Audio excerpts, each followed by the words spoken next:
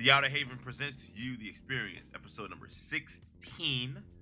I'm Clinton Navigator Bowman, and I am tired. I'm really tired. There's some news that came out that really got me tired. We're going to be talking about this a little later. I know that I'm not the only one frustrated, but let me bring you over to our co-host for this wonderful, wonderful ride that we're on.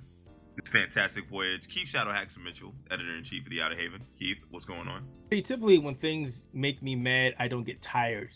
I get frustrated. Yeah, so, I mean, it's more tired from being frustrated. You know, that is a weird superpower that you have, sir. Like, just like, it's just like, I'm tired of the bullshit. I'm not tired physically. I'm just tired of the bullshit. Like, I just don't want to deal with it anymore. And then we also have another wonderful man here, a dude that he knows his stuff when it comes to video games, graphic design, and impressively putting out fires at you know, companies that have large servers. His name is Aaron Sanders. Aaron, hey, what's up, man? Well, thanks. Hey, how you doing? Hey, Aaron, did you start those fires? I did not start the fires. I threw as much water as I possibly could at them. You're sort of smoldering at this point. Another acceptable answer would be I plead the fifth. Anyway. That being said, Keith, what have you been playing this weekend? I know last night you were playing a fun game. I was playing some Dark Souls. Other than that, this weekend I was playing Dark Souls 3 to get some rust off of my gaming soul. And excuse me, wow, almost choked myself there. Daytona USA, since it's on Xbox One now, one of my favorite racing games from back in the day. And that was actually it. I haven't played a lot. Was trying to do some other important things. Like grilling in nice weather. Like getting my backyard ready for the grilling, which I've grilled 2 days in a row now. So yeah. Nice. Fantastic. Aaron, what have you been playing this weekend? Still can't put down Zelda, but I'm getting really close to the end. And I will finally be able to play other games this year after that. Nah, I respect that. I played some Brawlhalla the other day. You finally played that game? How's that? It is a lot like Smash Brothers. Still don't consider Smash Bros. A true fighting game. But is it a candidate for our game sessions, perhaps? Yeah, it's definitely a candidate for the game sessions. Like, I'll be honest with you, because a lot of it's a weird little mechanic because you start off with just your basic melee and that's it. So you're just meleeing, and then there's weapons that drop. So you get your primary weapon first, and then and then when you lose your primary weapon, you get your secondary weapon. So, for instance, for Cassidy, who I started playing as, she has double 6-shooters, as well as a pickaxe, which is a secondary weapon, which is a secondary close range weapon. So your game style changes depending on what weapon you pick up. Okay. That sounds interesting, I guess. Yeah, it looks very Smash-like, at least, you know, stage layout-wise, but that whole weapon mechanic sounds a bit different. Yeah, it's completely different. It's a good game. It's a good game to play. Like, let me ask you this. Yeah.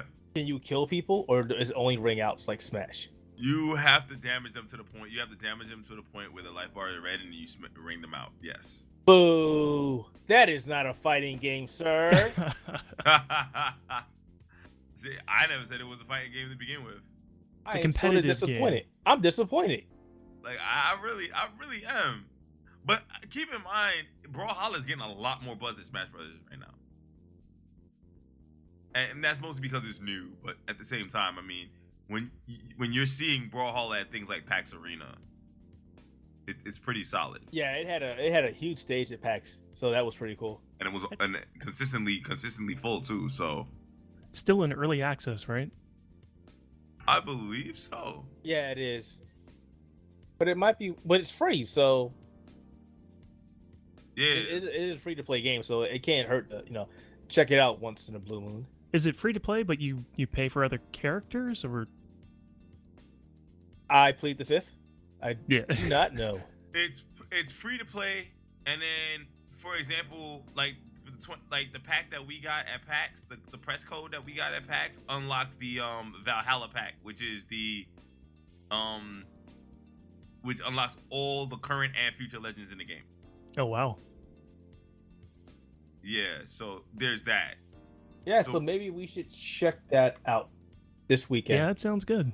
Oh yeah, definitely. I mean, especially since it's free to play, it could be like 1v1v1, just have a little fun with that.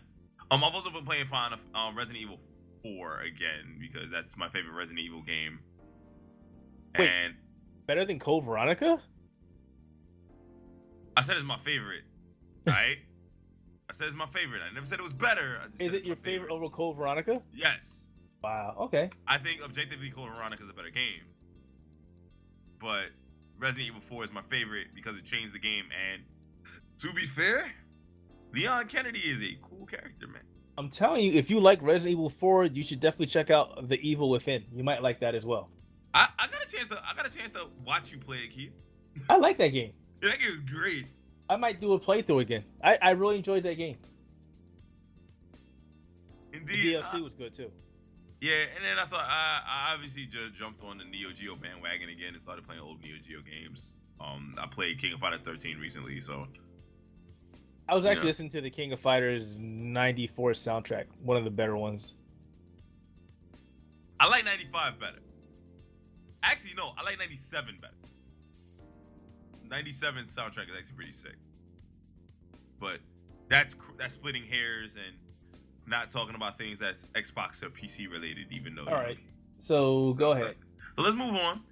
Sega has revealed the release date for Valkyria Revolution. June 27th is when it will be coming out. It will be coming out for PlayStation 4 in Japan and North America, but in a kind of a twist of fate, Valkyria Revolution is not coming out in Japan, I believe, or Europe. For the Xbox One, it's only being released in the Americas. I thought it was coming out in Europe and for the Xbox One. I might be mistaken. I read and it said just the Americas.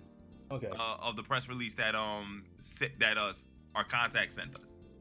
So we kind of heard that was going to happen last year. When they initially sent us the press release for the announcement of the game. So that was the thing. So I really did. I wanted to point that out because I don't want people going back and like, oh, that's because Phil Spencer went to Japan. No, they had already stated this last year. Right. So that's. Yeah. I mean, I'm glad that it's happening. So Xbox One gamers get another Japanese role-playing game to check out. Mm-hmm. But you know, I feel kind of bad for those few Xbox One gamers in Japan that will not be able to check out the game. Yeah. Because there are some Xbox One gamers in Japan. They're very slim, but they're there. They are there. It's a handful of them. Mm-hmm. So, I mean, yeah, I'm glad that that's happening. I am going to check that out. I didn't play the very first game in the series, but I'm actually checking this out. If anything, because I'm a guy, just because that one image that kept floating around of that one chick. Sorry. Nice. Everybody see, remembers it's that not, but it's not the typical Valkyria game. It doesn't have the according to the press release, it doesn't have the turn-based of like Valkyria Chronicles. Well, I've never played it, so I don't know what I'm in for. I actually played a lot of Valkyria Chronicles. So did my wife. She was a big fan of it and actually introduced me to it. I think that's on Steam. We were playing it there. It's a lot of fun. But it's all turn-based and whatnot. I'm looking at some of the Revolution stuff now, and this looks like it's a lot more actiony. Yeah. So is this real-time action, or like what? How exactly is this played out? I believe it's real-time action. It looks fairly real-time-ish. It definitely looks a bit different than Chronicles was. It looks like a Chrono Trigger type deal. Yeah, you kind of run into enemies where they are, and you engage in combat there. Yeah. Well, that's not too bad. That's actually pretty cool then. So I'm actually looking forward to this game. Obviously, I don't know which platform I'm getting on. Wink, wink. But more likely, we'll like to give it a spin on the Xbox One. Did they mention if that was going to have Xbox Play Anywhere or not? I don't remember. No, they did not mention that it would have Xbox Play Anywhere because there's no mention of a PC version. Period. Yeah, I was hoping, but yeah. I'm watching a video review of it right now as we're recording, and it is a very free action because it's obviously out in Japan right now on Valkyria as your Revolution. So it's kind of like the Tales series in a way. If you want to put it out there, it's the Tales. Yeah, it's pretty much like Tales. I wasn't a fan of Tales. Was not a fan. I tried. I got like 3 of them, and I really tried to get into Tales, and I simply could not do it. But then again, I'm sorry. I'm gonna hurt some people's feelings. It just Tales, for the most part, except for the last one, just feels too generic. And to be fair, there is also kind of like a social link system in it too. So they're taking from Tales, they're taking from Persona and putting it in this game. So there's a lot of like crossover. Take the popular RPGs and put some of their mechanics in there. So good. So maybe it'll take the sting of Xbox gamers not getting access to Persona a little less. But let's really just talk about that for a minute, because this can set a depending on how well this game does, it can set a precedent for nice. Japanese games coming at least to the Xbox One in America, because we do know, based on previous numbers, the PlayStation 4 and the Xbox One are neck and neck in America, or at least within 2 million of each other. Wait, seriously? Yeah, I feel like the Xbox really caught up over the past. Well, the last number that we got reported, it was literally a 1 million difference in North America. Well, that just goes to show you how much of a big deal the Japanese market is now. Everybody kept saying that the Japanese market was declining and the Japanese weren't, the mecca of video games, and they slowly but surely have been making a return. So that just goes to show you. That's not even an argument. I mean, to see how Japanese games are now coming into a point where they're they're not returning to their former glory, because that more likely will never happen with companies like the BioWares of the world and stuff like that creating these games, even though Mass Effect's a mess.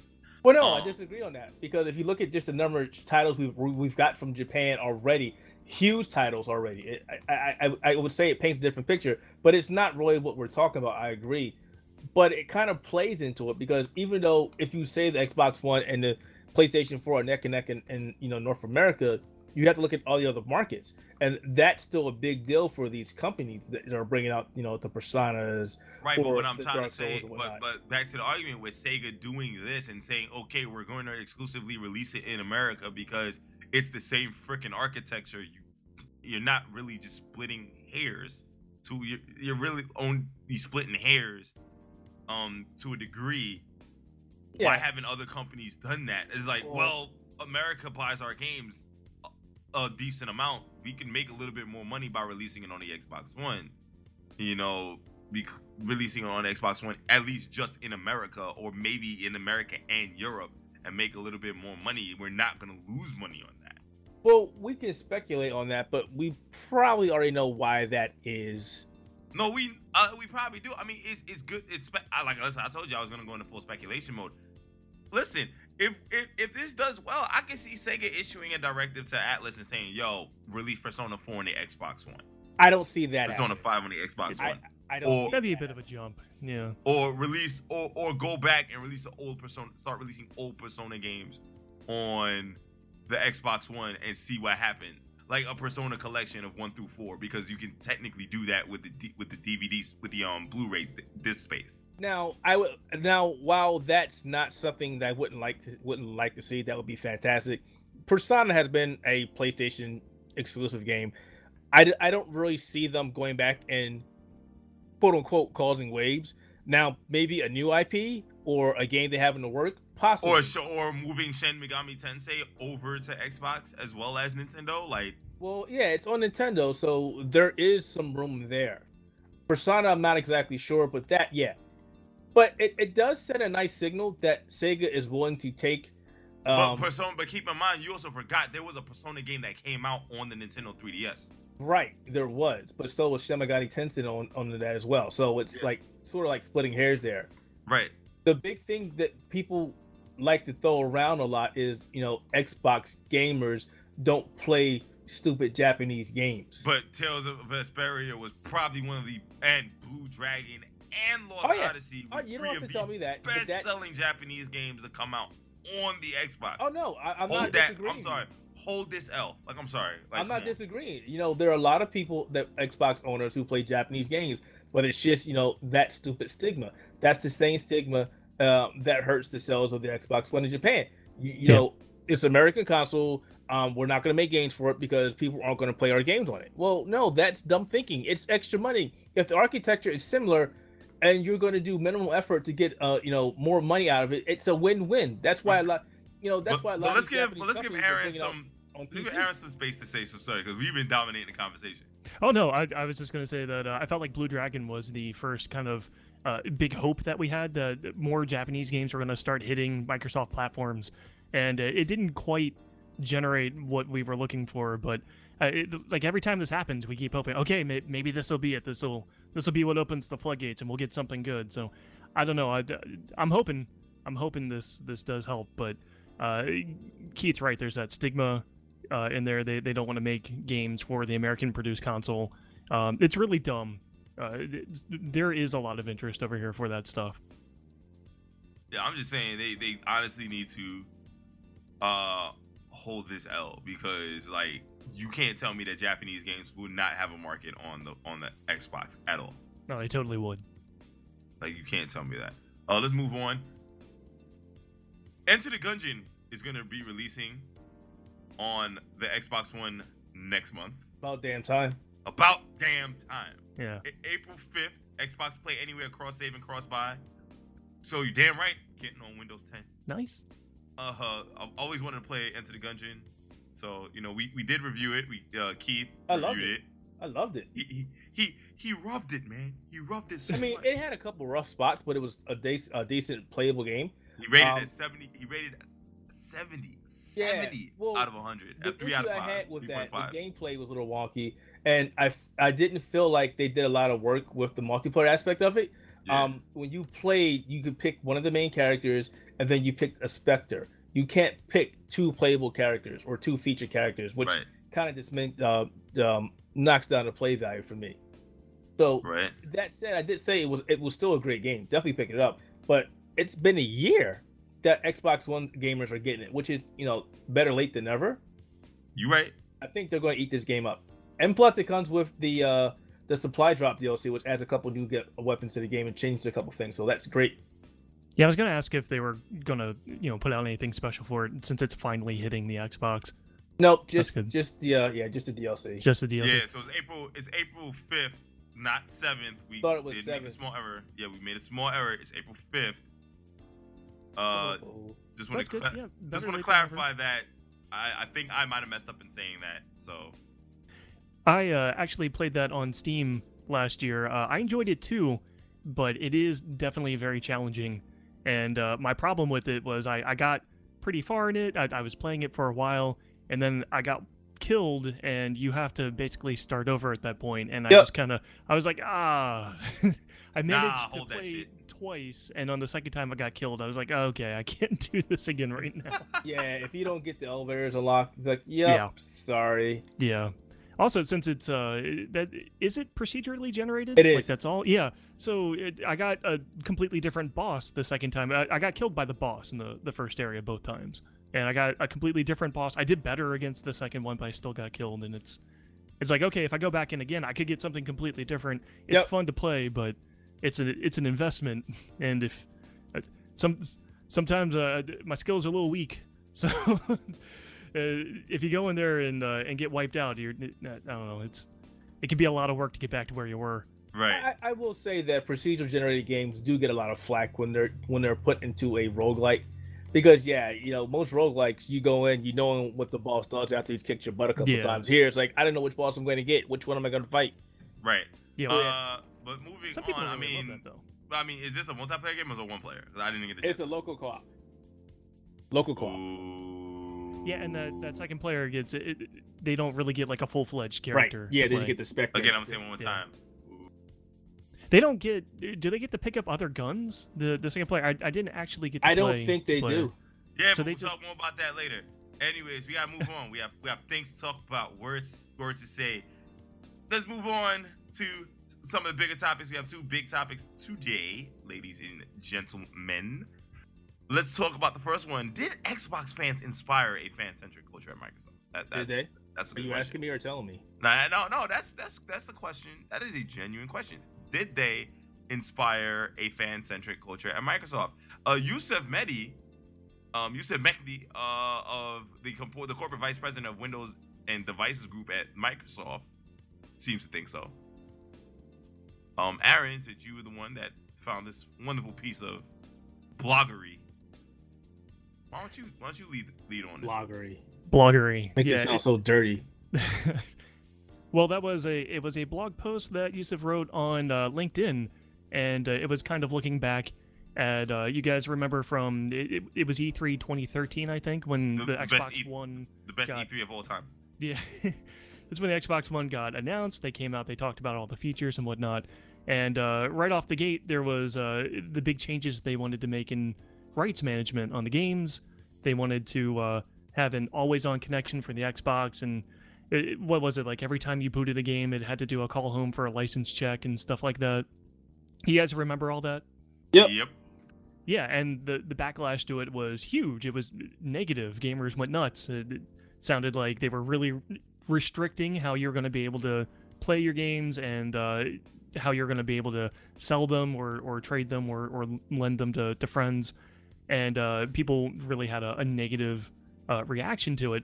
Yusuf's point here is that when they were designing the Xbox, they kind of had in mind, they made key decisions on connectivity and all this rights management stuff, and they were really trying to look forward at how rights management should be handled and what would push gaming forward.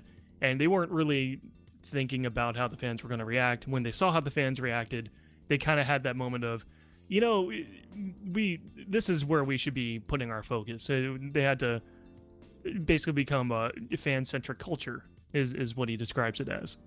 And he's talking about the build-up now coming into E3 this year, and they've got new products to show off, and they're excited to see how fans are going to react now. They're not anticipating the big negative backlashes they had before. Obviously, at E3 2013, after that all happened, it was the same night Sony got to do their presentation, come out and just be like, oh yeah, our rights management's going to be exactly the same as it always was, and they just totally capitalized on all the hype from that day, from the negative feedback that had been coming back for Microsoft's announcement. So it just seems like they've learned a bit. He mentions how the Xbox Play Anywhere and backwards compatibility announcements, how those got the biggest positive reactions they got out of fans, and that helped them to basically decide, oh yeah, we really got to be a fan-centric culture here, and that's where they've been moving towards. Okay. So, Keith, I want to kick this to you. Do you think, based on the comments that Mehdi made, that Microsoft is starting to take steps to be more fan-centric as opposed to straight-up business-oriented? Well, if you asked me that question last year, I would probably have a different answer than I have now. And yeah, but I didn't ask you last year. I want to say that it's maybe partially that, but also partially, I want to say, and this might hurt a little bit, an act of desperation. Oh God! Trying to get their brand out there a little more than what they have, because you got to remember, Xbox, the Xbox One, the beginning of Xbox One, I should say, was a complete different story than what it is right now with Phil Spencer to him. He's more outgoing. He's relaying more information. He's trying not to. Don Matrick. Don't mention that name. I could have swore we had a podcast when I said don't mention his name. But yes, he's not that guy. So he's trying to change the Xbox image, and he's got a very uphill battle. But yeah, I do think that the culture is changing for Xbox fans. A big portion of it is Xbox. But again, another portion of it is, we have to turn around the ship, or there may not be an Xbox brand as we know it going forward in the future. Because we got to remember, got to evolve. Yeah, you got to remember, the shareholders were like, "Dump this shit, please." Oh yeah, and I believe Satya Nadella wanted to get rid of the Xbox division as well. Yep. In 2013, 2014, he was like, "Yeah, this isn't really, vibing with us all that well. So we're not dealing with it." So they still got a ways to go, but I do think it has gotten better. If that answers your question. Well, it sounds like between that and what he talked about here with becoming fan-centric, that seems to be, I guess, what's driving the whole Play Anywhere initiative period.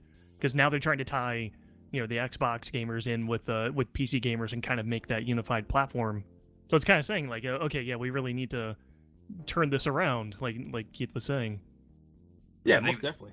I think that's the best. I think that's the best option that they were able to take. They're turning around at least in North America, they're turning around. But you have more discerning eyes in, quote unquote discerning eyes in Europe and in Japan. They're just like, nah, we're not dealing with this shit. Japan has blind eyes. They're nothing other than blind. Sorry.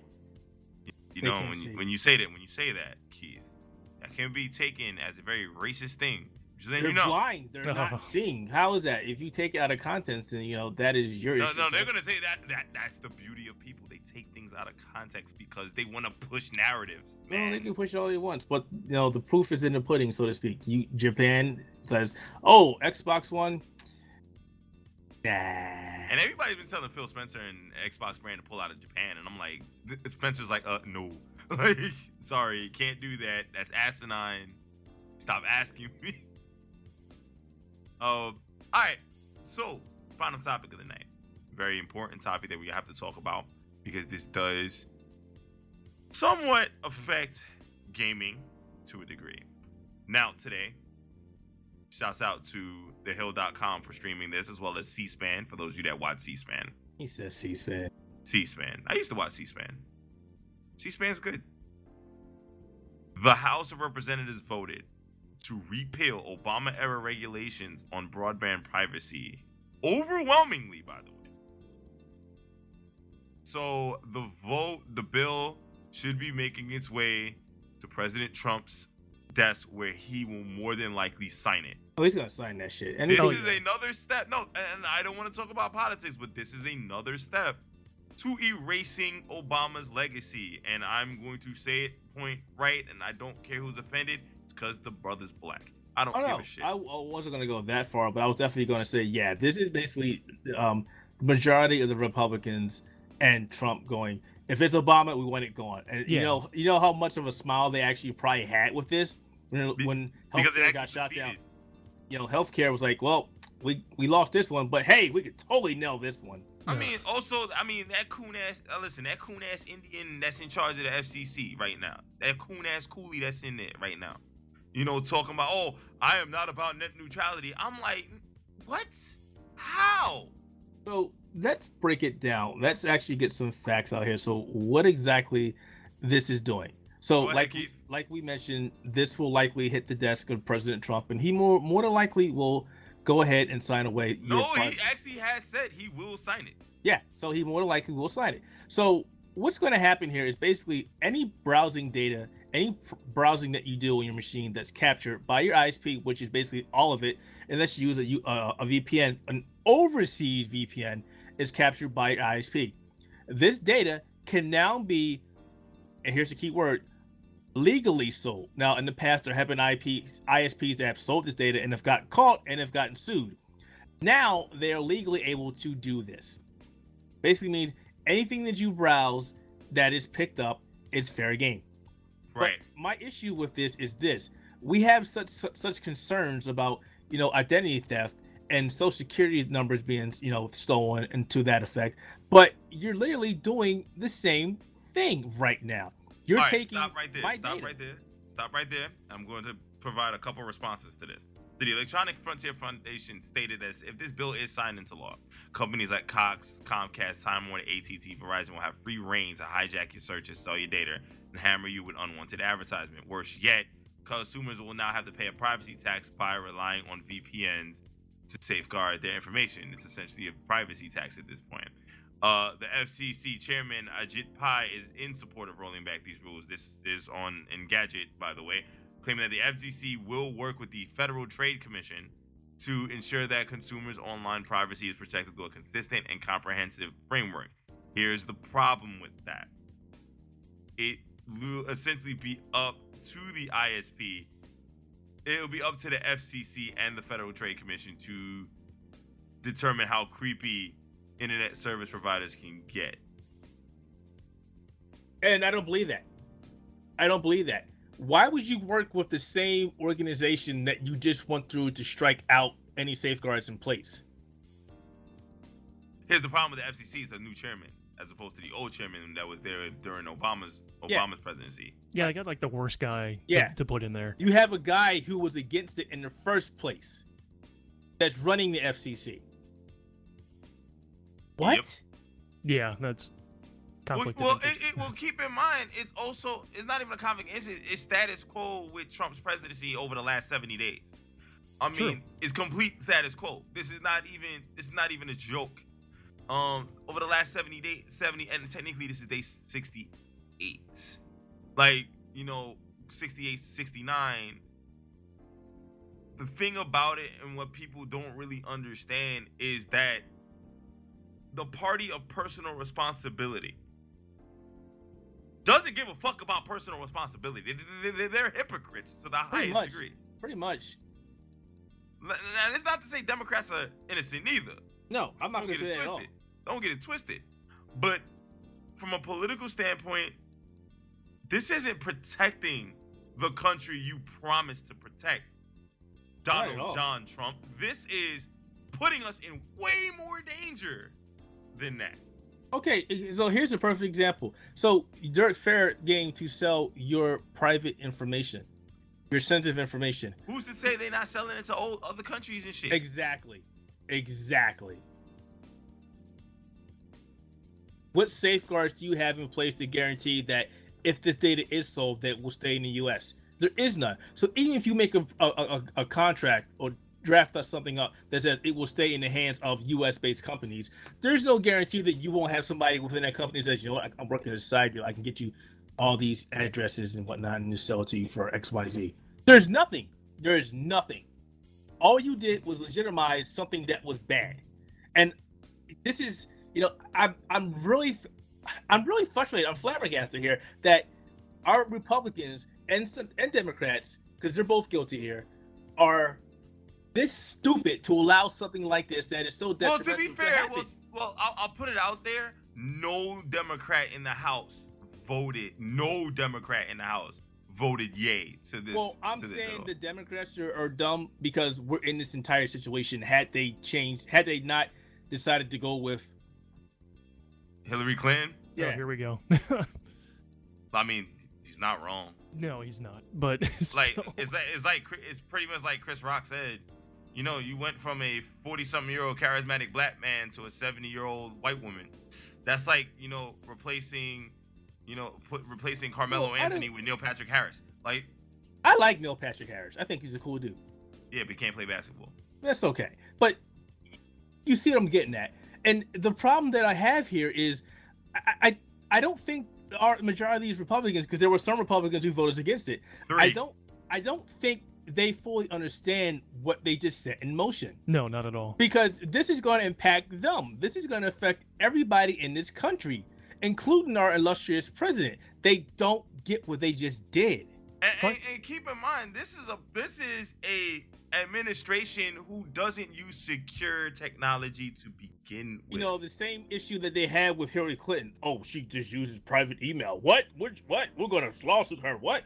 But we're just proving how bad it was. I mean, but it's fine for us to do this. Oh, hey, we're working with the Russians. We never did that, but we have proof that you did. Or at least proof that can say that you might have, and the probability is high.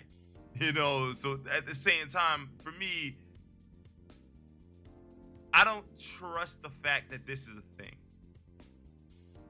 I don't understand why this is a thing. I just hope that it gets somewhere. It gets to the point where Supreme Court says this is bullshit, or it falls flat in the face, and they realize, wow, we just did something extremely stupid. But ultimately, to be fair, our president doesn't like to apologize. His ego will not let him apologize for the mistakes that he's made. Yeah, no. Knowingly.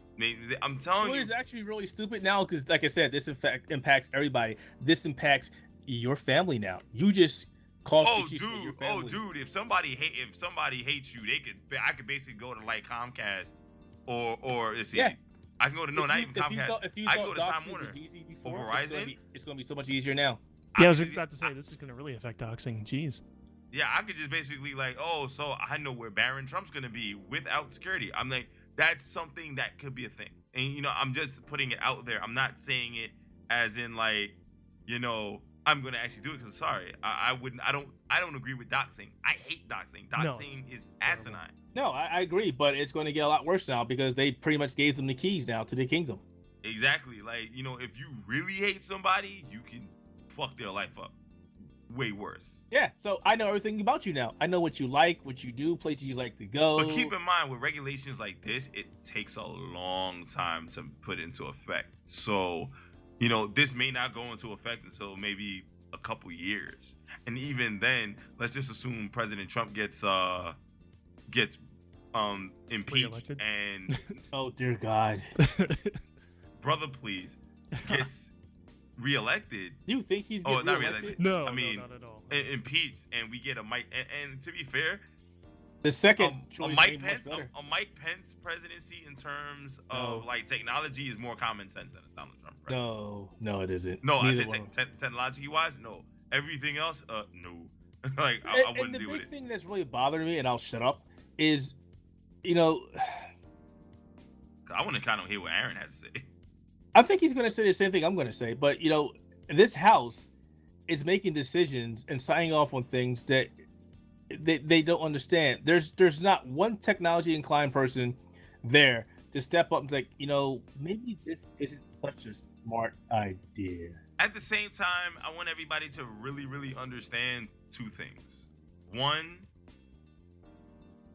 November, I believe, next year is where every single seat in the House and the Senate is up for re-election.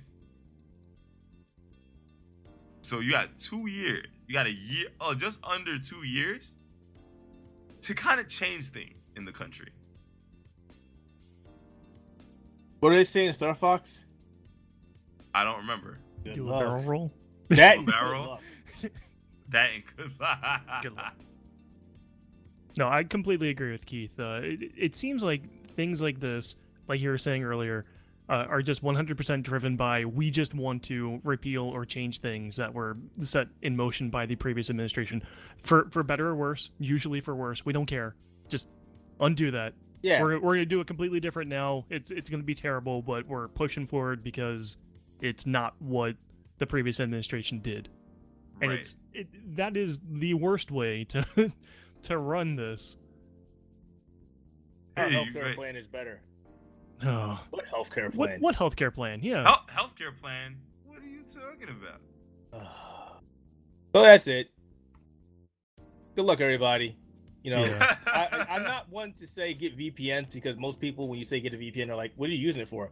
But when this does go in effect, and you do Yep. care about your privacy and your sensitive data, Get a VPN. get a VPN, please, and get one out of the country.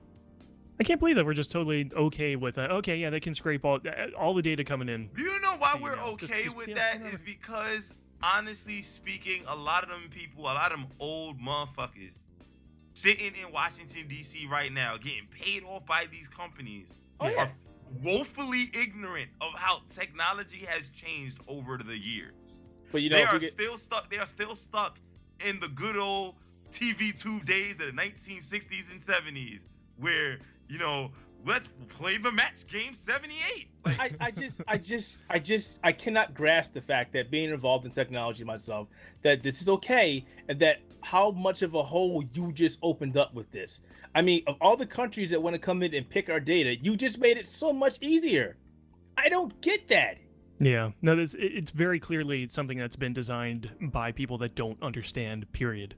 I mean, honestly, one could argue that you are intentionally trying to undermine the security of your country. Yeah. Yep. Yeah, one can argue. You know, All you need is Like, all you need is a bunch of generals that are sitting on the computer on a Sunday night, watching football, and they're typing away their buddies, not paying attention to what they're doing. Like, oh, hey, you just leaked plans on super secret information. Hey, thanks. like yoinks, this is mine now, bitches. To Clinton's point, by the way, about them there being no technologically inclined people in the administration, I think Trump himself might actually be the most technologically inclined of all of them because he uses Twitter. Oh And that's my god. that says all it needs to say about it. Well, that's the end of this podcast, ladies and gentlemen. We're gonna get shut down by the president. Fuck that guy. He's gonna give us a nasty tweet. He's gonna like, who are these Xperience guys? They're just a bunch of sad people who hate America. Fake Sad. news. Like fake news. With the alternate facts. Look, listen, can I say something about that real quick? No.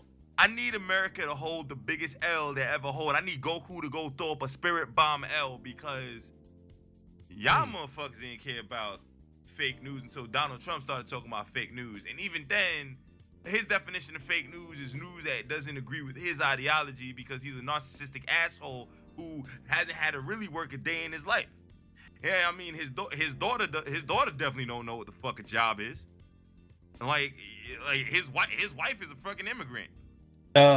He's gonna open up the bottle now. Like his wife is a fucking immigrant, Oh, and his son's in New York City. And I'm telling you, if he wants Disclaimer: we are not a political podcast. We don't like talking about politics, but when it has to happen, we talk about it. at the same time, when you got hardworking people like me that gotta bust my ass every morning, wake up 6:30 in the morning, and this motherfucker can sit down and tweet nasty shit out there without no repercussions. Yo, do you understand how, as a black man from Brooklyn, New York, I get pissed off? I wish I could say half the shit I want to say. But you can say it. You're allowed to. That is your amendment. You are totally allowed to say that. No, I am allowed to say it, but then I have to suffer real life consequences, like losing my job, possibly not being on the Outerhaven anymore, might end up in jail. I'm just saying. I don't see how that would even happen. That violates your rights unless you make threatening things towards said person. No, there's shit I want to say, and it could be interpreted as a threat. I'm just saying, because people are stupid. I say that a lot. You know, like the person is smart, people are stupid. But in the case of the president, the person ain't smart neither. We've all said that. I'm pretty sure most fake news outlets have said that. You know, like CNN and places that are smart people. But they're stupid. Anyway, since we are a gaming podcast and we're leaving, final thoughts. That don't involve politics. So Rise is gonna be on Xbox Play Anywhere. I'll probably finally get a chance to play that game. Wait, what? That was it? That was already on Windows. Not Play Anywhere. Excuse me. Not Play Anywhere. Games for Gold. Right? Yeah. I was gonna say, what are you talking about? Games for Gold. I meant Games for Gold. You totally glossed over Xbox Game Pass.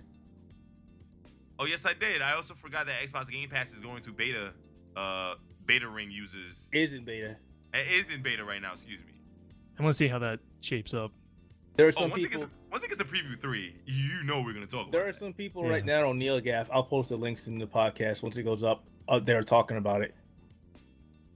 But yeah, there's a lot of things. There's a lot of things being talked about with this, man. I mean, Keith, could you give us like a slight, Yeah, how do people feel about it so far? There's still, for the most part, the reception is really good. There has been some issues with a bunch of games being put up there that people aren't able to access just yet. But again, for the most part, people are pretty happy about it. Actually, that's just a technical issue that can be fixed pretty easily. Just that and a bunch of comparisons being drawn between that and PlayStation Now, and of course, I wish Sony would do this. Please do this with PlayStation Now being tossed in there. I mean, they could. Sony's very good at adopting other winning strategies. They won't. They spent all that money on that technology. They won't. They bought out They legitimately bought out Gaikai for cloud gaming. Yeah. They're going all the way. That's right. Yeah. They're going all the way with this. I mean, I would imagine they have engineers that are smart, coding. That's the whole point. They could easily have a way to download it to the Xbox, but then to their PlayStation, and then you'd have to figure out how to license it and keep it, connected. Because people don't like when people dial in or check in occasionally. I heard. But at the same time, I'm gonna be real with you. You buy your game, your ISP could totally sell the fact that you bought this game. But can't they just scrape the game as you download it, and then they've got a copy of it? Wouldn't that be illegal? You would think. You want for America. All right, Aaron. Final thoughts, buddy. I'm tired. Oh man, Keith. Final thoughts, boy.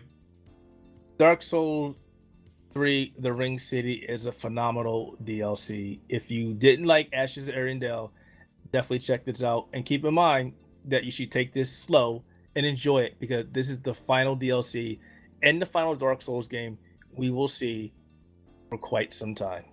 Miyazaki has stated no more Dark Souls. Rip the dream, man. So enjoy it.